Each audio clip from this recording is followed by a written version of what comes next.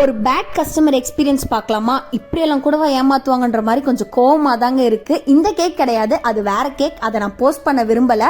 அந்த கஸ்டமர் ஒரு 1/2 kg கேக்கு சில பல கஸ்டமைசேஷனோட ஆர்டர் பண்ணியிருந்தாங்க. இட்ஸ் அரௌண்ட் 350 rupees வருங்க.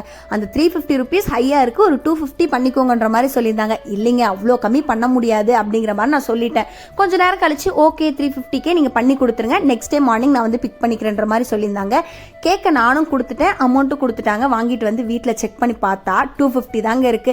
நான் எப்பவுமே கஸ்டமர் அமௌண்ட் கொடுத்தாங்க அப்படின்னா அதை நான் அமௌண்ட்டை அவங்க முன்னாடி எண்ணி பார்க்க மாட்டேன், வீட்டுக்கு வந்ததுக்கு அப்புறம் தான் எண்ணி பார்ப்பேன். எப்பவுமே கரெக்டாக தான் இருக்கும், ட்ரஸ்டபிளாக தான் இருப்பாங்க. பட் ஆனால் இந்த டைம் அந்த அமௌண்ட்டை எண்ணி பார்க்காதது எனக்கே ஆப்பாக இருந்துச்சு. அவங்க பேரம் பேசின மாதிரி 250 மட்டும் தான் கொடுத்துருந்தாங்க. எனக்கு இது ரொம்பவே பேடாக பட்டுச்சு. உங்களுக்கு அந்த எக்ஸ்பீரியன்ஸ் நடந்துருந்துச்சுன்னா நீங்கள் எப்படி அதை ஹேண்டில் பண்ணுவீங்கன்னு சொல்லிட்டு கமெண்ட்ல சொல்லுங்க. அதே மாதிரி இந்த கேக் டிசைன் உங்களுக்கு பிடிச்சிருந்துச்சு அப்படின்னா மறக்காம எல்லோ ஹார்ட் கமெண்ட் பண்ணிடுங்க. தேங்க்ஸ் ஃபார் வாட்சிங் சுவித்யா vlogs.